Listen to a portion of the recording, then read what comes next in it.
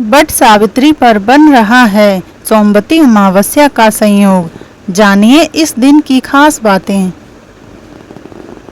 नमस्कार दोस्तों, पंचांग के अनुसार ज्येष्ठ महीने की अमावस्या तिथि पर बट सावित्री व्रत किया जाता है। इस बार यह पर्व सोमवार 26 मई को मनाया जाएगा।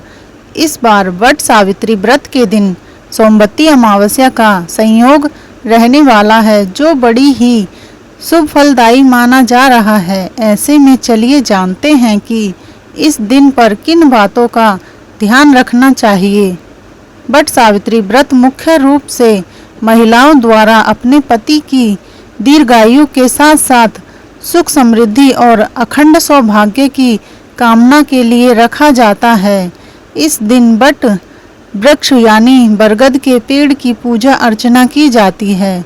साथ ही इस तिथि पर शनि जयंती के रूप में भी मनाया जाता है। तो चलिए जानते हैं कि इस दिन पर क्या करें और क्या नहीं। बट वृक्ष का है खास महत्व। बट सावित्री व्रत के दिन मुख्य रूप से बट वृक्ष की पूजा की जाती है, क्योंकि कथा के अनुसार सावित्री ने अपने पति सत्यवान के प्राण बट वृक्ष के नीचे ही वापस पाए थे। व्रत के दौरान महिलाएं बट वृक्ष के नीचे बैठकर बट सावित्री की कथा सुनती हैं और बट वृक्ष को जल अर्पित करती हैं। इसके बाद वृक्ष को रोली चंदन का टीका लगाया जाता है। अंत में वृक्ष के चारों तरफ 7 बार कच्चा धागा लपेटा जाता है और परिक्रमा की जाती है। इसके अगले दिन 11 भीगे हुए चने खाकर व्रत का पारण किया जाता है। बनता है ये प्रसाद।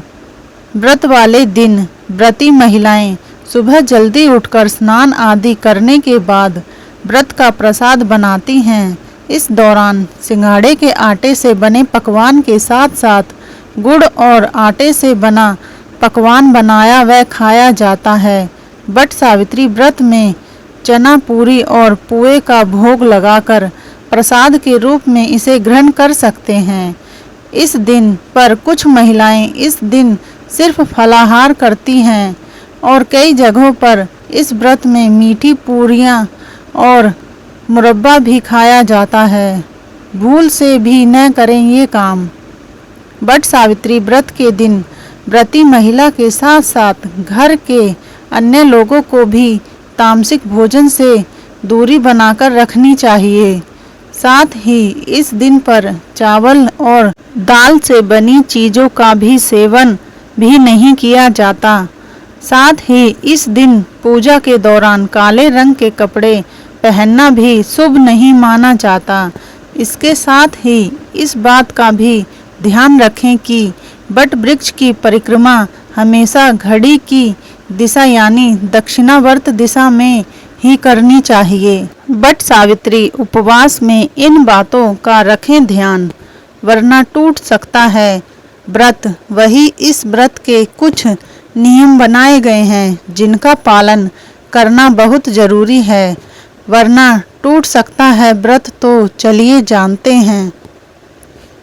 व्रत के दिन क्रोध करने और नकारात्मक विचारों को मन में लाने से बचें। इस दिन सच बोलें और झूठ से दूर रहें। किसी भी व्यक्ति का अपमान न करें और सभी के साथ प्रेम से व्यवहार करें। अगर निर्जला व्रत रख रहे हैं तो ज़्यादा मेहनत करने से बचें, इससे कमजोरी महसूस हो सकती है। इस पूरे दिन शारीरिक और मानसिक शुद्धता बनाए रखें। बिना पूजा किए व्रत का पारण न करें। मासिक धर्म के दौरान महिलाओं को यह व्रत नहीं रखना चाहिए।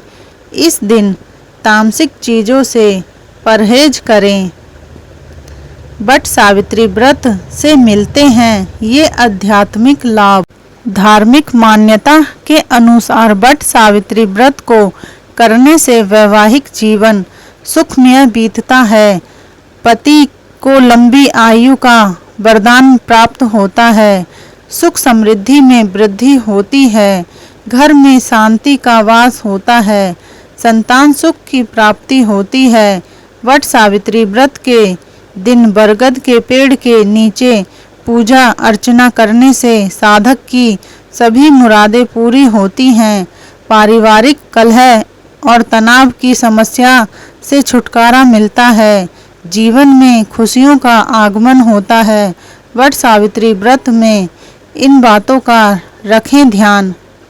वट सावित्री व्रत में बरगद के पेड़ की पूजा अर्चना करने का विधान है। पूजा के दौरान कथा का पाठ जरूर करना चाहिए। गरीब लोगों में अन्न और धन समेत आदि चीज़ों का दान करना चाहिए। पूजा के आखिरी में पेड़ की परिक्रमा लगानी चाहिए।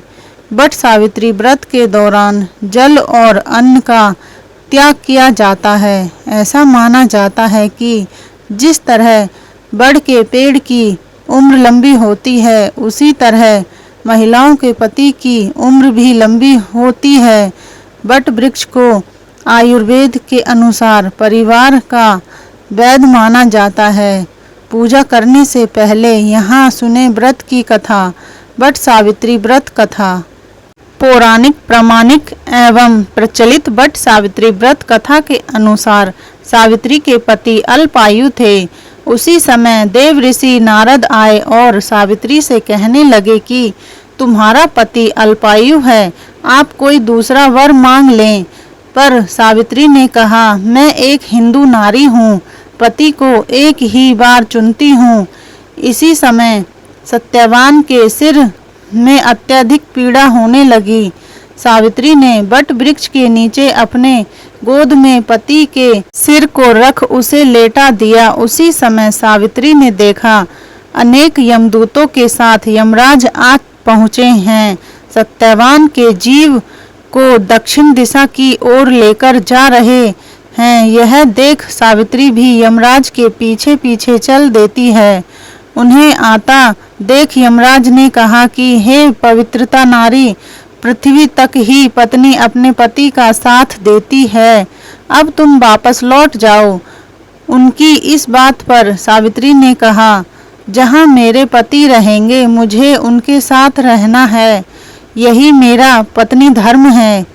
सावित्री के मुख से यह उत्तर सुनकर यमराज बड़े प्रसन्न हुए। उन्होंने सावित्री को वर मांगने को कहा और बोले, मैं तुम्हें 3 वर देता हूँ, बोलो तुम कौन कौन से 3 वर लोगी।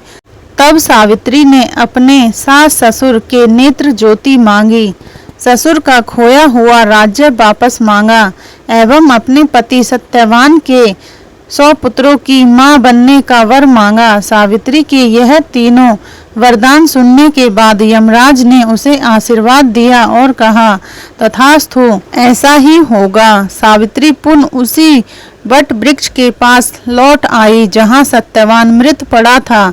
सत्यवान के मृत शरीर में फिर से संचार हुआ। इस प्रकार सावित्री ने अपने पवित्रता व्रत के प्रभाव से न केवल अपने पति को पुनः जीवित करवाया, बल्कि सास ससुर को नेत्र ज्योति प्रदान करते हुए उनके ससुर को खोया राज्य फिर दिलवाया। तभी से वट सावित्री अमावस्या और वट सावित्री पूर्णिमा के दिन वट वृक्ष का पूजन अर्चन करने का विधान है। यह व्रत करने से सौभाग्यवती महिलाओं की मनोकामना पूर्ण होती है और उनका सौभाग्य अखंड रहता है। कथा का सार यह है कि एक निष्ठ पति परायणा स्त्रियां अपने पति को सभी दुख और कष्टों से दूर रखने में समर्थ होती हैं। जिस प्रकार पवित्रता धर्म के बल से ही सावित्री ने अपने पति सत्यवान को यमराज के बंधन से छुड़ा लिया था, इतना ही नहीं, खोया हुआ राज्य तथा अंधे सास ससुर की नेत्र ज्योति भी वापस दिला दी। उसी प्रकार महिलाओं को अपना गुरु केवल पति को ही मानना चाहिए। गुरु दीक्षा के चक्र में इधर उधर नहीं भटकना चाहिए। तो दोस्तों, आपको हमारी वीडियो कैसी लगी हमें कमेंट में बताएं। आपको हमारी वीडियो पसंद आई हो तो हमारी वीडियो को लाइक करें, शेयर करें और अगर आप हमारे चैनल पर नए हैं तो हमारे चैनल को सब्सक्राइब जरूर करें। धन्यवाद।